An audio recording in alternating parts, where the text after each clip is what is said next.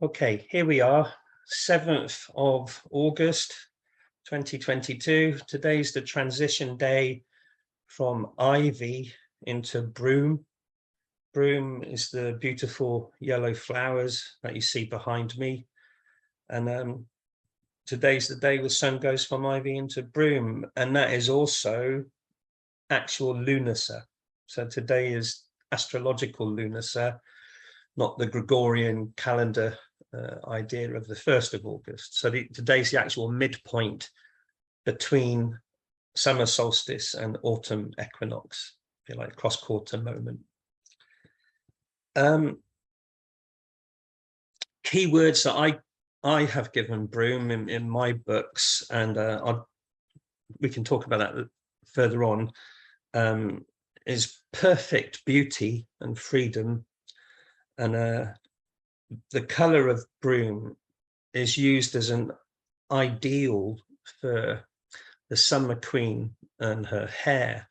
She's usually described as shining golden with hair the color of broom. That's a traditional, certainly Welsh traditional thing. And I'll look into that a little bit further on. Astrologically, broom corresponds with Leo going into Virgo. It's both, and that's really, really important moment, this Leo-Virgo cusp, and we'll look at that as well. The main constellation then for broom is a constellation called Crater, the wine mixing cup, and that very much in many ways, on one hand, the vessel of the mystery traditions, but also bardically, it's your middle cauldron, you know, and it's all about being true to your heart's vocation. So as a personification, broom as a summer queen, summer goddess, or lunacy bride, is the Grail Maiden holding that within us and outside of us as an idea. Before we explore those ideas, we'll honour the Irish and look at the Briatha Roam word kennings. And for broom, it doesn't make sense to broom whatsoever. And at first I thought, surely I've written it down wrong. I must have written down the word kennings for blackthorn or elder, because it just didn't make sense to broom. And I had to go back and look, and it is what it is. So broom is one of those contentious things. Does getal or engetal, does it mean broom in the first place? Well, all three word kennings imply blood, and there's nothing bloody or red about broom. So that's kind of like, well, that just doesn't make sense, but I'll come back to that. So the mundane translation of getal is slaying, as in killing something, you know. And the three word kennings, the first one is sustenance of a leech, i.e. blood-sucking leech, you know, it feeds on blood. So it's the sustenance of a leech. The second one's even more gory, raiment of physicians, i.e. surgeons' coats covered in blood from the surgery they've been doing, the raiment of a physician. That aside, both leeches were used for medicinal things, and you're talking about physicians. So both, whether it's blood, both are kind of medicinal. So that's kind of interesting. But the third one is not medicinal at all. It just says the beginning of slaying, the beginning of killing, you know. And so that's a strange thing. Very quickly, the Scholar's Primer, which is the same age, 1390, says it's broom, but it says a leech's sustenance is getal, i.e. broom. But I don't know, how do you get red from broom? I've no idea if it's used in dyeing that way. I can't imagine it creating red. Maybe the seeds do, or the root or something, I don't know. But here's a thing. It seems to me that the last three trees of the Ogham Muin, where we are, Broom, Blackthorn, and Elder, are a triple aspect goddess of the Ogham Grove, and we'll expand on that in the weeks to come. But what's quite interesting is that all three, Broom, Blackthorn, and Elder, all of their word kennings are to do with redness. So with Broom, it's all blood, and with Blackthorn, it's all redness, but different things. The slow berries of the blackthorn become a very vibrant red juice when you cook them. And elder, of course, reese means red, and again, the berries juice makes a very dark, bloody red juice thing. So red seems to be the color of the triple goddess in the Ogham Grove, for whatever reason. But so putting that aside, then looking at Broom in its golden yellow lore is used with many Celtic goddesses of sovereignty as symbolic of her perfect beauty. And there, I'll give you some examples in a minute, but you know, it's quite common in modern paganism with Wicca and things to see the goddess as of the moon or lunar in some way, you know, and the Celtic sovereignty goddesses are not lunar, they're solar. They're dripping in gold, and they shine like gold, and their hair's the color of gold, and they're married as sovereignty goddesses. They're married to the summer king. You know, it's all this golden, yellow, reddish solarness to it. So, for instance, in the Mabinogion, there are 4. The first one, Rhiannon from South Wales. When she first appears, she's riding on a horse, and she's covered in an incredible shining gown of gold. You know, she's this golden sovereignty queen that Pwyll is going to win eventually.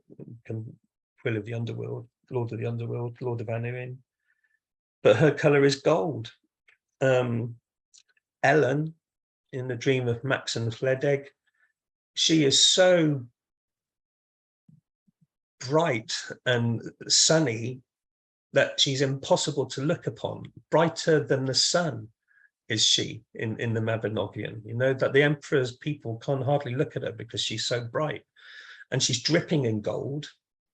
And more than that, her name, Ellen, means a ray of sunlight as well, you know. Another famous one is Olwen. Olwen, interestingly, has a dress of flaming red silk. So she is red, but her hair is yellower than the broom, you know, so they invoke the broom again when they're talking about her hair. And she has a golden torque. So she's all red and gold and shiny and beautiful as well. And of course, the most famous broom goddess is Blodeuwedd. You know, she's actually made out of the flowers of oak, broom, and meadowsweet, and they're all summer flowers. You know, so she was created for Llai, the sun god, son of Arianrhod, and Arianrhod had put a curse on him that he cannot marry a woman of this world.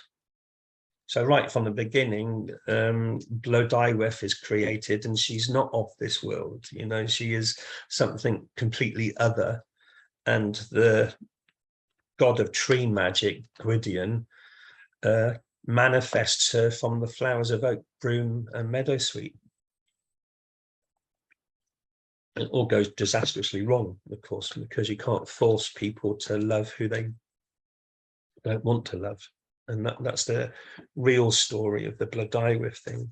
It's also a sovereignty story between the Summer King and Winter King. And she falls desperately in love with the Winter King, of course. And so they plot to do away with the Summer King. So, it's one Celtic story. It's a tribal variant of a common theme, a bit like Gwynedd Neath and Gwythyr ap Greidel fighting for Creidyleth, you know, that there's Oak King, Holly King battling for the flower goddess or spring goddess. But Blodeuwedd, because of her flowers, is this time of year. She's a summer queen. And the Summer King always has to come to a sticky end. It's a cyclic story, you know, so he gets cut down, but it repeats every year. This is just a seasonal story. So Broom then, star law wise, governs from 15 degrees Leo to 3 degrees Virgo. So she's more Leo than she is Virgo. Each tree has 18 degrees. 15 of hers are in the sunny sign of Leo the lion, radiant light, and governed by the sun. So she's the radiant sun queen, if you like. And then her last 3 degrees have a foot in Virgo. But the most important thing with that, then, she is that cusp between Leo and Virgo. And if you go back to if you haven't seen it, if you go back to the files section of the Ogham Grove Facebook group, there's a files section and there's a free PDF file called Star Law Basics and the Rights of Ceridwen.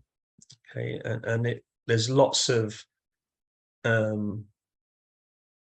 occurrences there of this Leo Virgo cusp,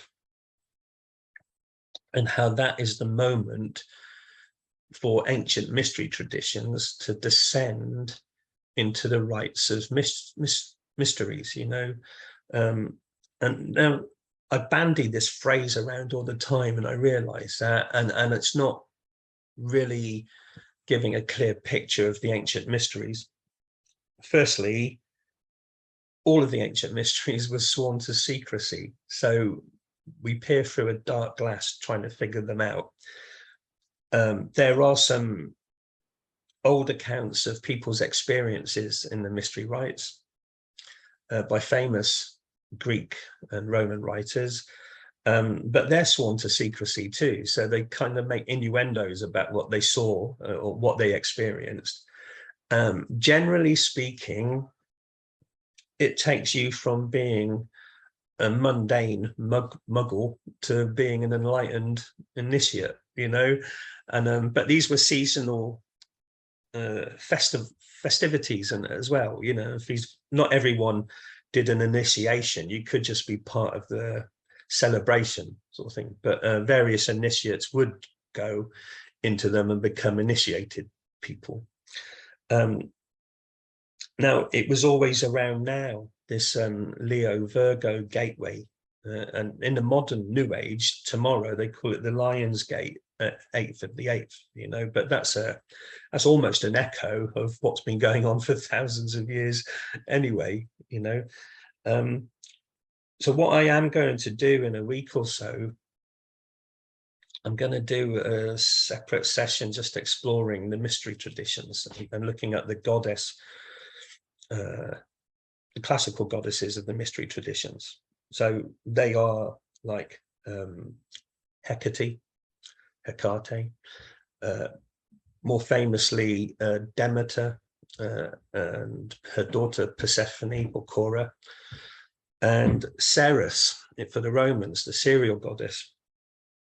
Because these ideas of these ancient mysteries carried forward into both the Irish and the Welsh bardic tradition. That can be a little bit contentious for some people because they want a kind of pure Celticism, that, you know, the Celtic stuff is independent from classical Greek and Rome and Egypt and stuff. But the evidence is there that the ancient world, even before the Roman occupation of Gaul, was much more cosmopolitan than people realize, and the exchange of ideas is there in the iconography and the stories. So what, again, and it's star law related. So me babbling on about all of that is relevant to Broom and her role as the Lunar bride and as the Grail Maiden. You know, you directly opposite Broom is older, and we've touched on that recently in this year's journal, and older related to Bran, the cauldron of the other world, and that is all Broom's star law, really. There is this opposite thing going on. I'm going to pause a moment. So back to symbolism then, looking at Virgo as the triple goddess of the Ogham Grove. And this is contentious too, because the idea that there's a maiden mother, grandmother, is modern paganism. There's not a great deal of evidence that that kind of model was used in the ancient world.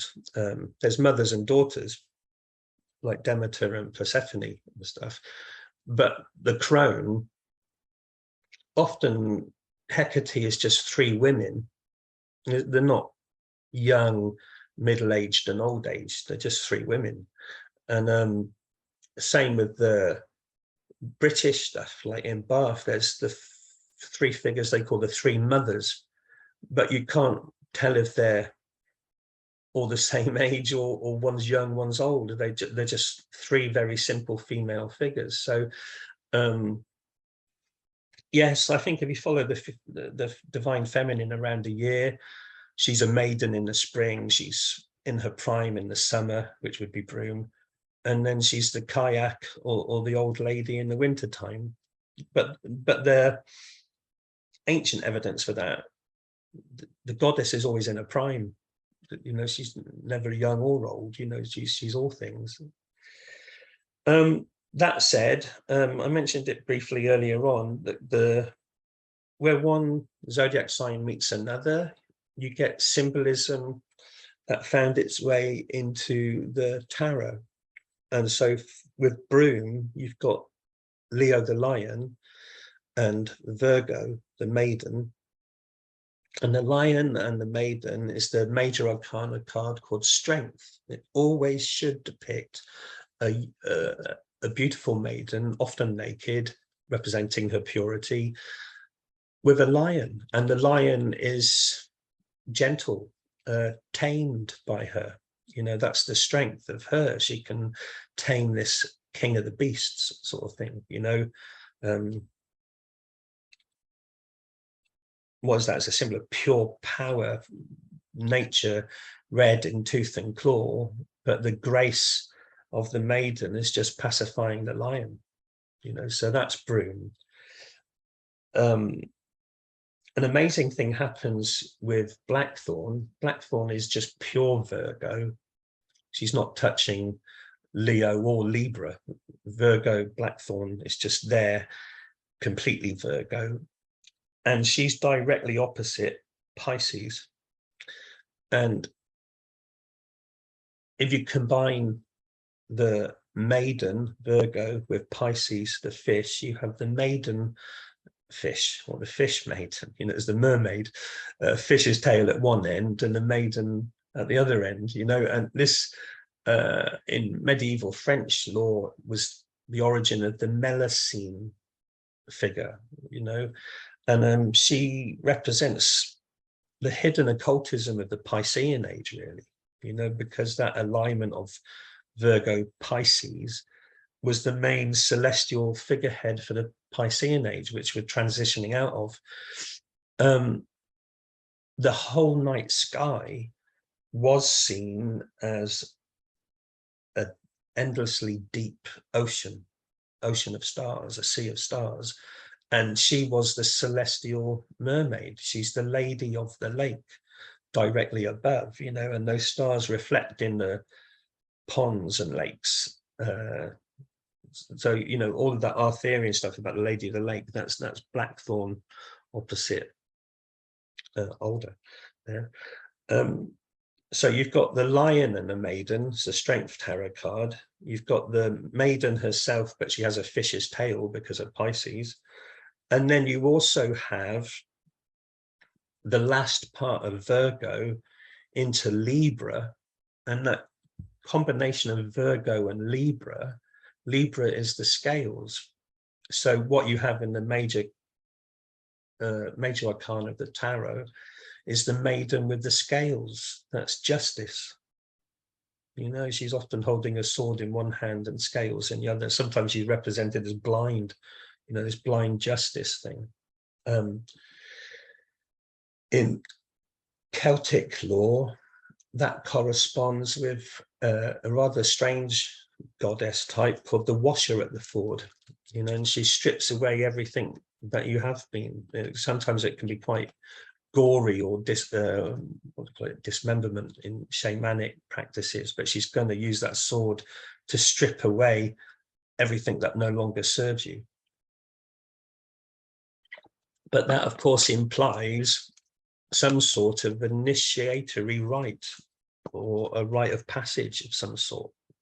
So whether it's the ancient mysteries, like the Eleusinian mysteries with Demeter, or even a more bardic one, and I'll come back to the bardic one shortly, the sun and the initiate descend here at Broom, with the Grail Maiden being the bride. You kind of make that bond of union or commitment to the goddess, if you like, to go into the other world or the underworld, to experience whatever you're going to experience before you rise again as an initiated bard or individual. And so the Great Mother, Blackthorn, is going to hold you in some way, but then the elder is going to cut away everything that needs cutting away as you descend down. I'll go into all of this more in about a week's time. I think it is worth doing a session just on that, and that'd be a permanent YouTube thing. Virgo is governed by Mercury. Mercury has the numerical value of 3. So just like back along we looked at the triple mercurial gods, Virgo is threefold because Mercury goes retrograde 3 times a year. Hence Hecate having 3 aspects and stuff, and carrying torches for the descent. Now, back to the bardic lore then. If you imagine the night sky being divided into 12 pieces of cake, and each piece of cake is a sign of the zodiac. Just say something.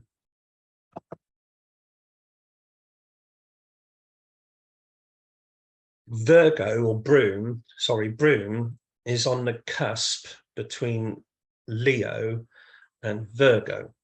Now, with Leo, there's the amazing constellation of Crater, the wine mixing cup. And with the Virgo side, there's Corvus, the crow. And Corvus, the crow, and Crater, the wine mixing cup, are key symbols with the rites of Ceridwen. Now, again, I refer you to the free PDF file, the Star Law Basics and the Rites of Ceridwen. But what happens specifically at this time of year is that the initiate is consumed by Ceridwen, you know, in the story. And we know this because it specifically states that after she consumed the grain of wheat that Gwion had turned into, he was inside her for 9 months, like a proper duration of pregnancy. And then he was born at Beltane, you know, and Beltane is 9 months from now, you know. So by backstepping through the story, you know that Gwion back was consumed at Lunacer. Now, in the ancient mystery traditions, from a Roman perspective, and this gets people itchy, the main goddess is Ceres, goddess of cereals and stuff, but she was the Demeter or Demeter of the Romans. And there is jewelry, carved gemstones in Caerleon in South Wales that relate to Ceres, and they depict her with her grains of wheat and Corvus the crow and stuff, you know. Anyway,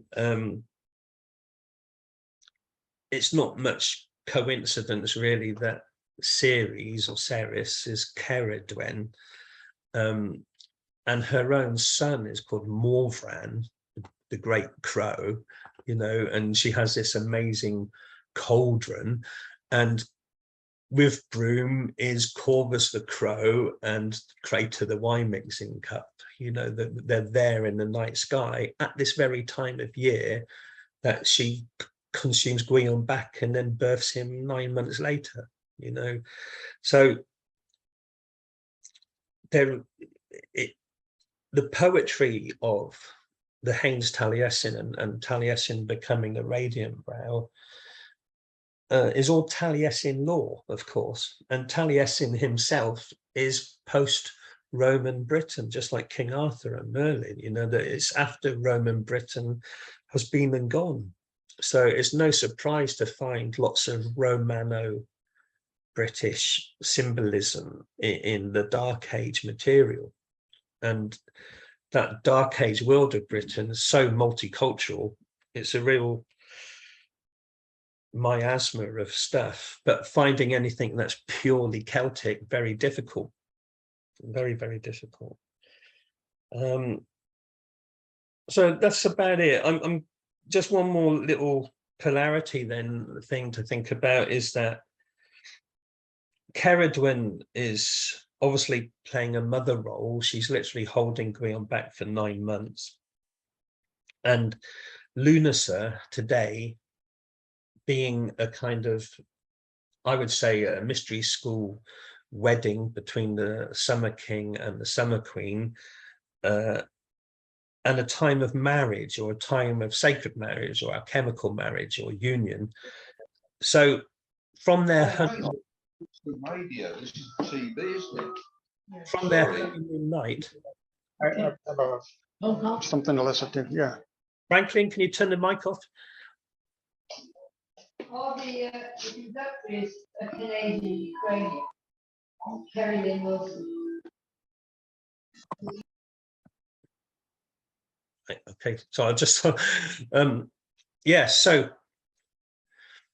a really interesting pattern then is that this being the honeymoon night between the Summer King and the Summer Queen, a child conceived right now is going to be born at Beltane. And so that's the kind of divine pattern happening. And it also takes you to Imbolc in 6 months' time. And Imbolc can have a couple of meanings. Firstly, it can mean in the belly. It can also mean first lactations of the sheep or ewe.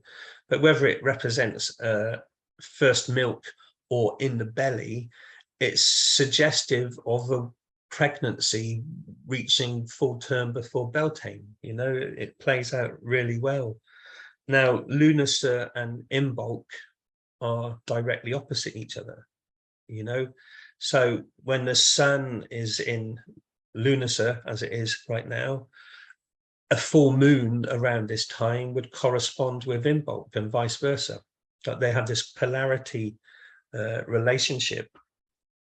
And of course, Imbolc is Brigid, but Brigid is also bride, you know, so there's this kind of mirror thing with the sun and the moon and the bride, and the Summer Queen being the bride of Lunacer or Chlai, or yeah, too many patterns there, but enough to ponder and think about.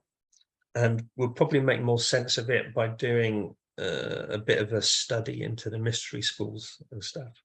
So anyway, I'll stop recording and you can put your microphones back on.